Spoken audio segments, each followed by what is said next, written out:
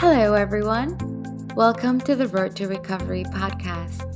This podcast is a platform for education, discussion, and conversations on mental health. I'm your host, Amira Shah, and in this podcast, you'll get to know more about the therapeutic process, insight into life from the perspective of the psyche, and also join me in exploring current issues with other practitioners. I specialize in grief, but I'm always interested in learning about the human experience of the mind, heart, and spirit. So join me on this journey of in-depth learning about ourselves and the world we live in.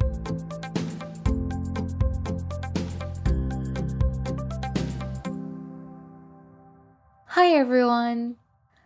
So it's a cold, rainy Saturday here in Australia, and it seems for some reason to be the perfect time for a podcast. So today's podcast is around what grief counseling looks like. But before I get into that, let's look at what grief is really about. We've heard literature and music and words to describe grief in just the most profound ways. And I came across one today, which I'd really like to share. It's written by Stephanie Erickson, and it uses a metaphor.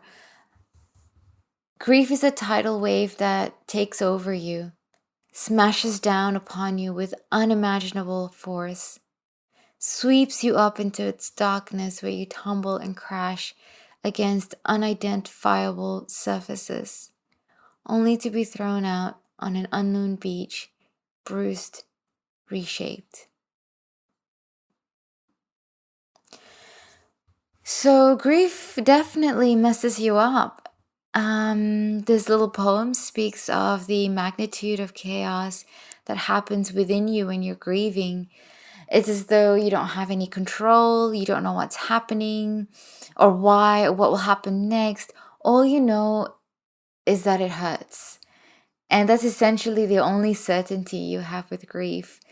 I mean, some people say that you have the certainty that, things will get better in time and time heals.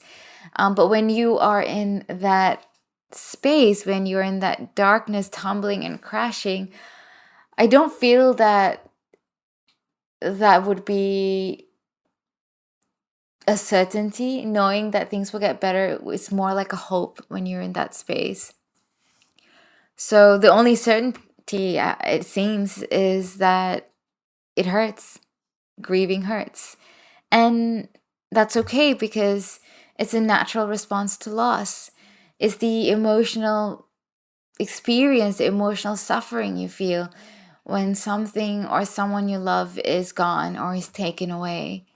And this pain of loss is so overwhelming that you experience all kinds of difficult, unexpected emotions, from shock to anger to disbelief, guilt, and just an enormous amount of sadness, just melancholy. So what is bereavement then?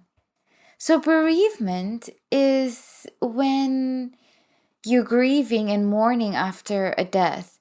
So grief is part of bereavement. But grief is not only about bereavement, not only for bereavement. So normally when we hear the word grief, we think about the death of someone close and that we are grieving over that person, right? But really, we grieve over any loss, whether it's tangible or not. And sometimes we're grieving over something that we're not even conscious about. I've done a few videos on Facebook talking about the losses that we experience or touching on them during the pandemic, during COVID-19 and the lockdown. We were faced with many, many losses that are not specifically something that is tangible or that we recognize or realize immediately. But I'm sure many of you have realized that you've lost quite a few things, and you might have been grieving over the loss of a few significant like lifestyle habits and traits and securities that you've had pre-lockdown. So grief happens with everything, and when we think we lose one thing, we're really actually losing more than one thing. So let me use an example. So if we take the example of a relationship breakup, you share so much in a relationship with someone, especially if it's a long-term relationship. You've had that time together and the intensity, and you've built a lot on that for each other and with each other. So when that relationship ends, you've lost the person and the relationship. But there's also a myriad of possible secondary losses that comes with that. You lose, well, potentially, you could lose self-identity, because if you identify yourself as, this person's woman or wife or husband or provider, caregiver, you lose a sense of identity. You lose intimacy, which is probably one of the factors that would be at the forefront of losing a partner in a relationship. You lose attachment. You lose the companionship, that friendship that you have with that person. You lose that. So you'll be grieving over these few things, and it expands. You might grieve over the loss of financial stability, the loss of security, the loss of parenting, if you have a family, the loss of social identity, the loss of an extended family. A lot of us, when we get into relationships, we start to our families start to grow, and it becomes bigger and bigger. That's the beautiful thing about families and relationships. But when you lose that one person, all that whole world suddenly goes. Maybe after some time you might reconnect with some of them, but at that time it's a huge blow. It's a big impact. You're losing so much at once. You lose the shared memory, you lose the planned future, you lose the emotional support, hope, optimism. You probably also lose aspects of your physical health. If you're grieving so hard, you're not able to look after yourself, and possibly also mental health. And I mean, some couples or some families, we have family friends and couples friends. So when the family or the couple breaks up, it's like, who hangs out with who now? Who was whose friend first? And no, I can't speak to that person because they were friends before, we got together, and, who has loyalties with whom, and all sorts of things will come up. And suddenly, from a rich, full life of everyone, with a relationship breakup, you are so alone and so isolated. So with the example of losing a partner, there's so many other things that we grieve over, so many other losses. And recovering from the grief is not easy. Recovering from any grief, any significant loss, there's no standardized time. There's no standardized activity benchmark, because everyone grieves in their own way and recover at different times. Although I'm also at war with the word recover for grief, because I don't see it as an illness. I see it as a life experience that is a setback, yes, but it is a life experience nonetheless. It's universal, and it is necessary for growth. So I'd prefer, professionally and personally, to think of grief as something that happens to you. So no, you don't have control over it yet, but you eventually find a place for it, and you're eventually at peace with it, and you've grown from it. It doesn't go away ever, but at least it has its own place, and your internal world is in less of a chaos. So that's my take on grief. That's my perspective on so-called recovering from grief. And this brings me back to the grief counseling topic, where for some experiences of grief, we're able to manage ourselves in our own time. We do just fine in quotation marks, of course, with support around us and also with our own habits, our own values. But for some significant losses, though, the world collapses day after day after day so intensely. And just when you think you might be getting a hold of it, it might be getting better, it hits again because you get triggered by something completely unexpected. You're just ambushed with grief. You can be so confused. You may have so many questions.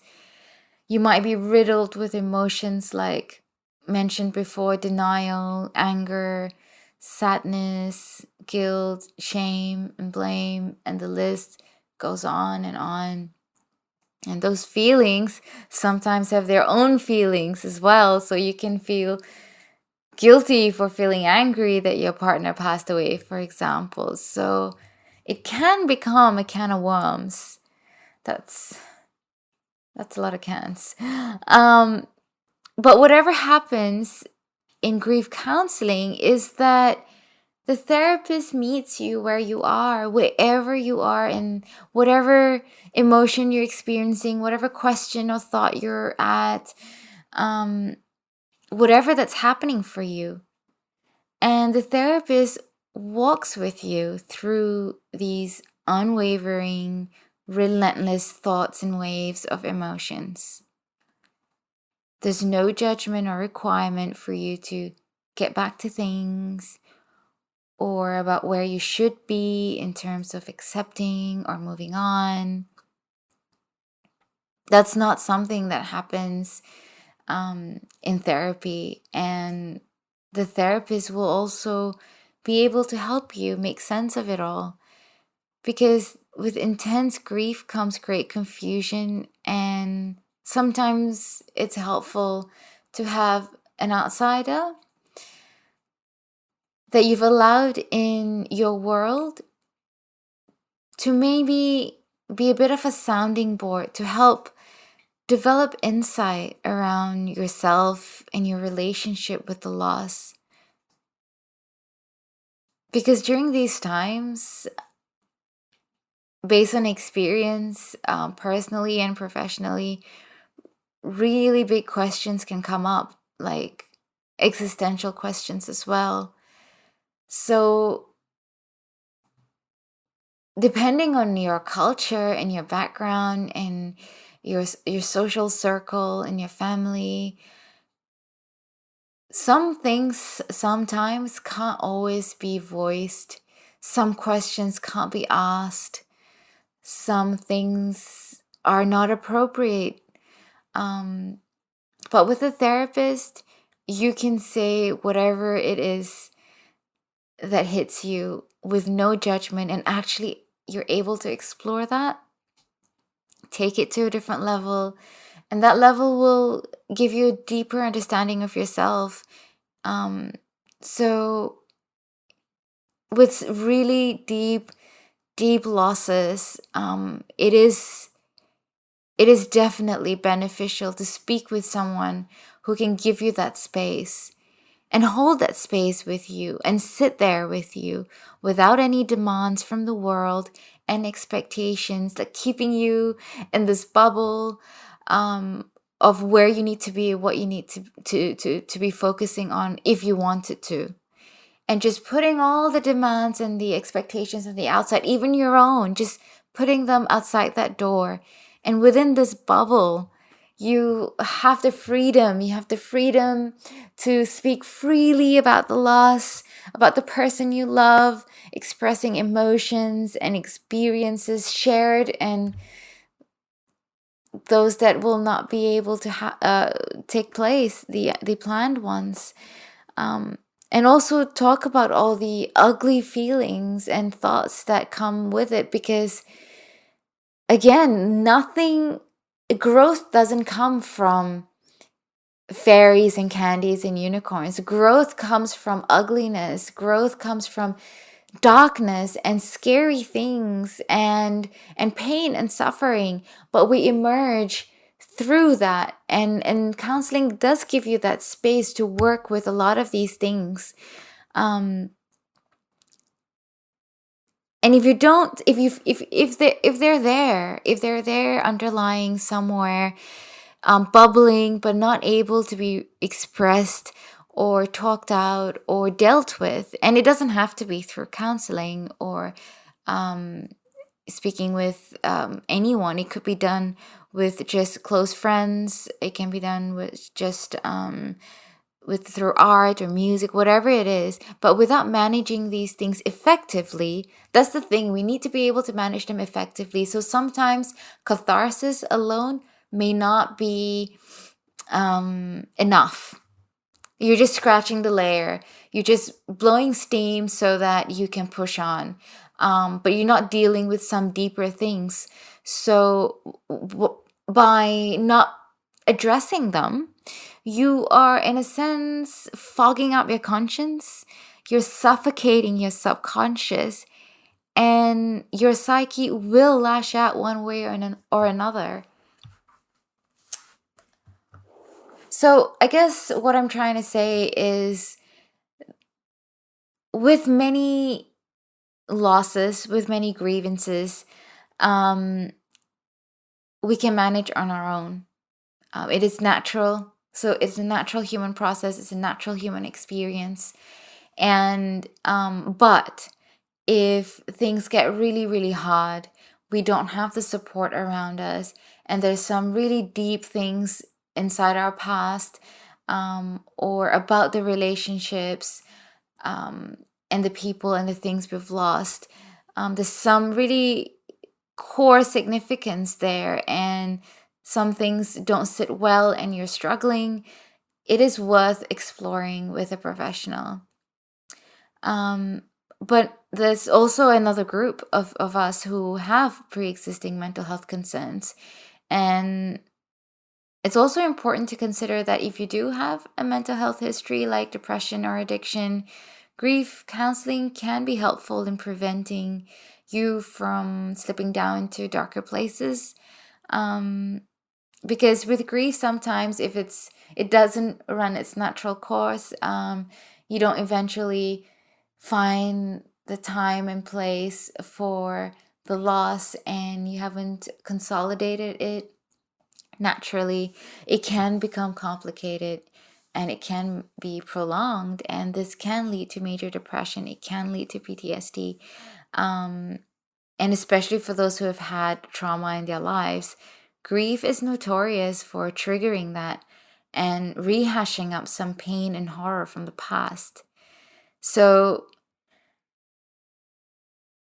if you've had a traumatic experience that's related to the loss, whatever it is that you're grieving about now, it can be a trigger for the past, and then the traumas from the past or the pain from the past can merge with the current grieving that's happening, and it just goes a little bit out of proportion. And also, if your experience of the loss, of the current loss, the grief itself, maybe you witnessed a tragic accident, or you lose bodily functions, or experience an amputation, or you're in an abusive relationship, whatever the shape or form of trauma, working through that with a therapist can be really helpful, because it frees up a lot of mental and emotional space, which allows you to function better in life. You need that cognitive availability to be able to process, to function, to learn, to remember. And when your emotional brain, your amygdala, is firing up, it's enlarged, it's always on the overdrive. It's overwhelmed. It's a lot of overwords. it takes up space, it takes up energy, it doesn't allow the other parts of the brain to function. Other parts of the brain actually shut down, or get dimmer.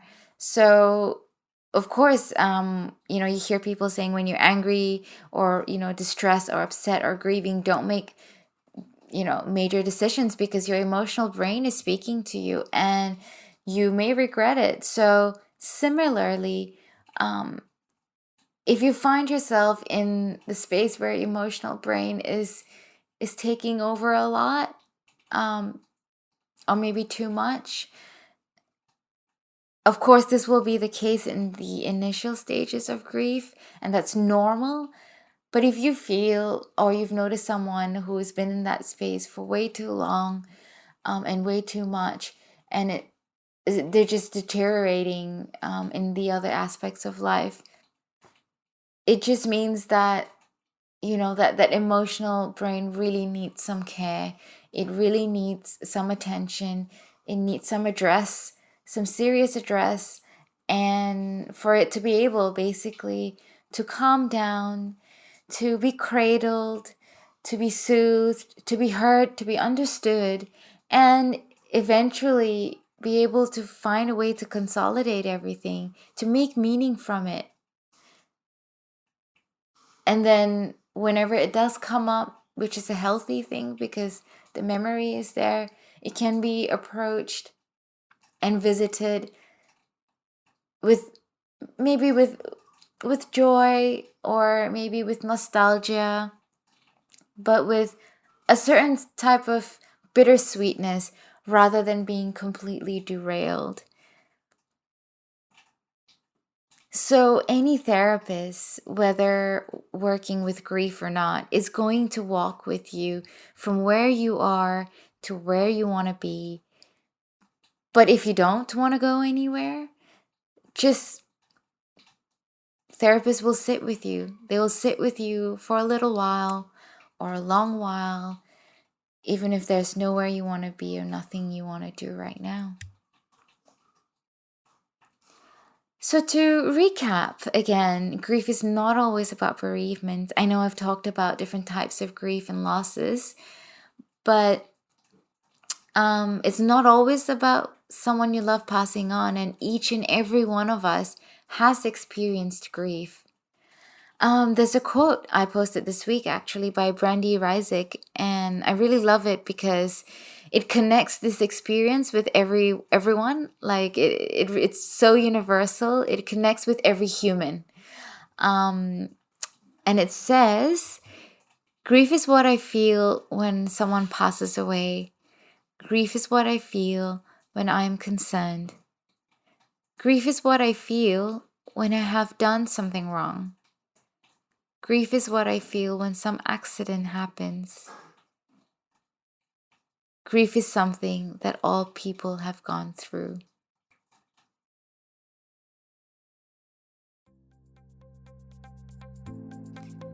So, if you or someone you know is dealing with grief and could use some support, reach out to each other.